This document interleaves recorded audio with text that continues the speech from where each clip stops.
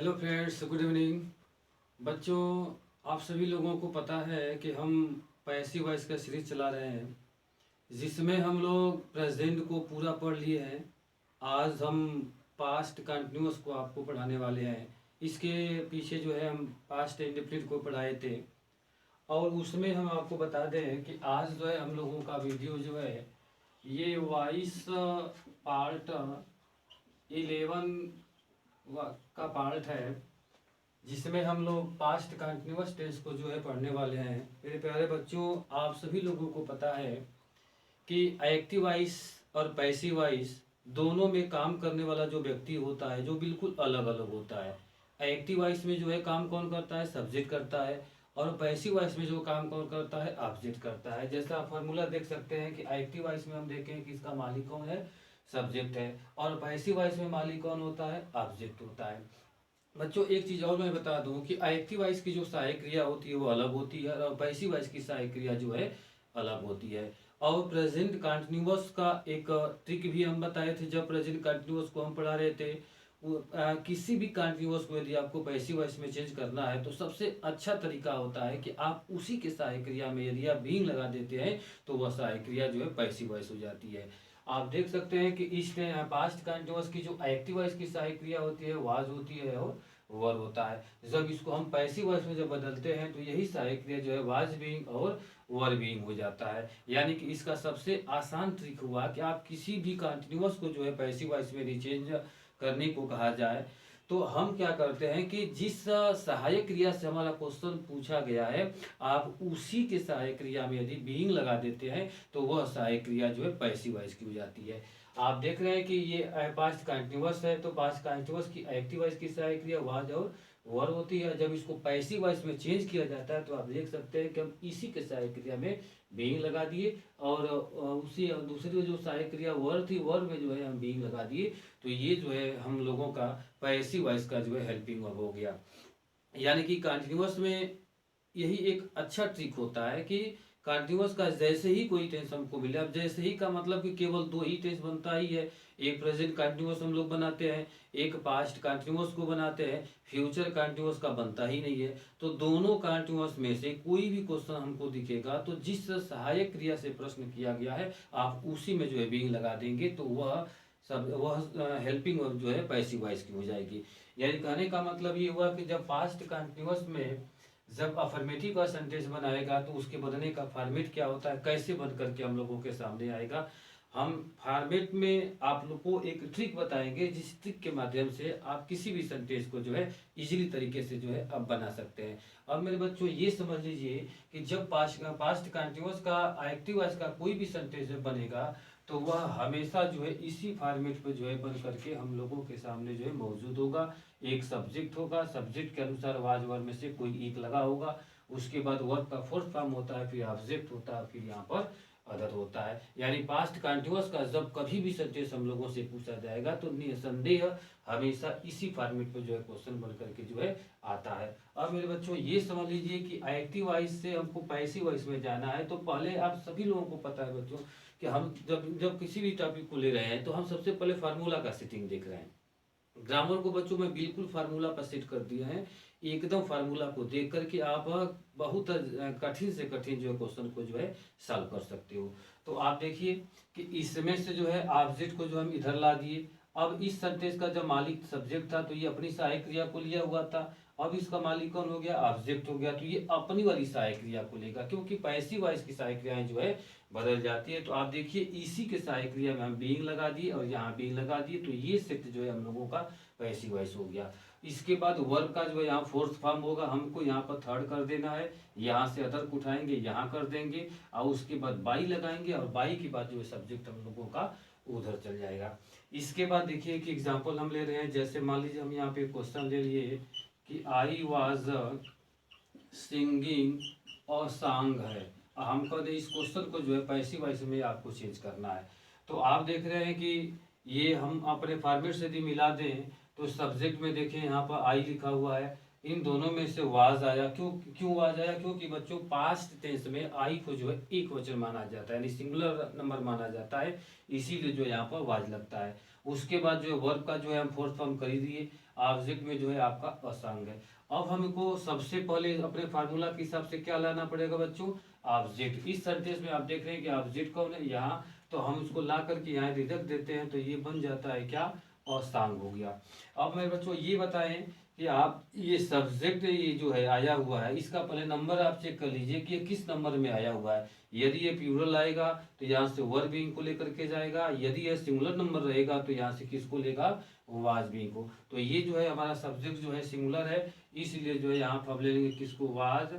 उसके बाद फिर यहाँ पर बीइंग हो जाएगा। इसके बाद वर्ब का जो है थर्ड फॉर्म ले लीजिए, जबकि फोर्थ फॉर्म हमारे सामने मौजूद है। तो जब हम थर्ड फॉर्म करेंगे तो ये हो जाएगा आपका संग।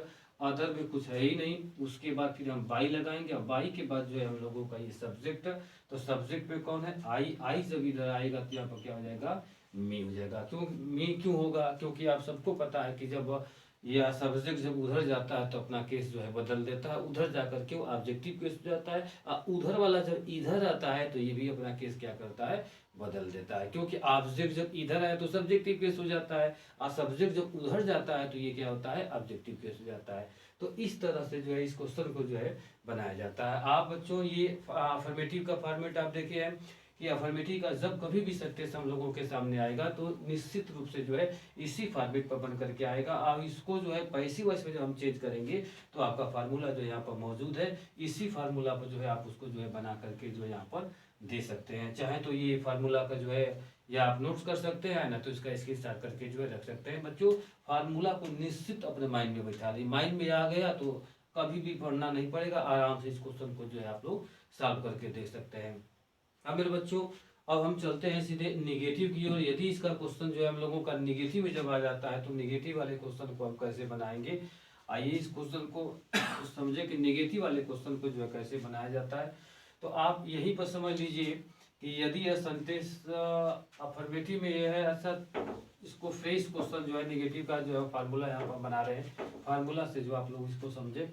यदि यह क्वेश्चन जो है आपका निगेटिव में जब बनेगा तो यहाँ पर सब्जेक्ट हो जाएगा, सब्जेक्ट के बाद वाज या यहाँ वर लगा होता है, उसके बाद जो यहाँ पर नॉट लगा होता है, वर्ब का फोर्थ फॉर्म होता है, ऑब्जेक्ट होता है यहाँ पर अदर, ये फुल स्टॉप हो जाता है। यानी कि नेगेटिव का क्वेश्चन जब भी होता है तो हेल्पिंग वर्ब पे जो है हेल्पिंग वर्ब के बाद जो है नॉट लग जाता है, क्योंकि बिना नॉट लगे सेंटेंस नेगेटिव नहीं होता है। और नॉट हमेशा कहाँ लगता है? हेल्पिंग वर्ब के बाद लगता है। अब इसको चेंज करना है हमको क्या? पैसिव वॉइस में। जब पैसिव वॉइस में चेंज होगा तो यहाँ का मालिक जो बदल जाएगा, यहाँ पर कौन हो जाएगा? ऑब्जेक्ट हो जाएगा। ऑब्जेक्ट के बाद जो ऑब्जेक्ट अपनी सहायक क्रिया को लेगा तो वाज और प्लस यहाँ पर नॉट, उसके बाद जो यहाँ पर हम बीइंग कर लेते हैं।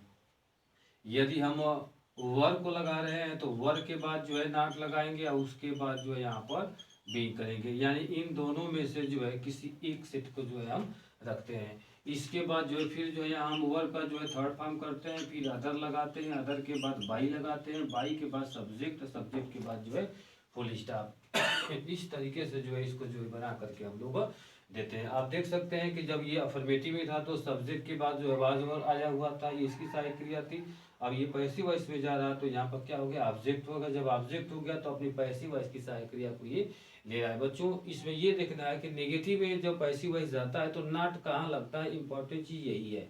आप देख रहे हैं कि वाज और बीइंग के बीच में नॉट को हम लगाए। यदि आप वर लगा रहे हैं तो वर और बीइंग के बीच में जो है नॉट लगता है, वहां से ऑब्जेक्ट इधर आ जाएगा, ये अपनी सहायक क्रिया को लेकर के बना देगा। ये बच्चों इसका फॉर्मेट है। इसी फॉर्मेट पर जो है हम इसके नेगेटिव सेंटेंस को जो है बना करके देते हैं। एक एग्जांपल लेते हैं। जैसे मान लीजिए हम यहाँ पर लिख दिए कि ही वाज राइटिंग और लेटर। अब इस क्वेश्चन को हम कह दें कि पैसिव वॉइस में इसको चेंज करना है, तो आप देख रहे हैं कि इस क्वेश्चन जो हम अफर्मेटिव ले लिए, हमको बनाना था क्या?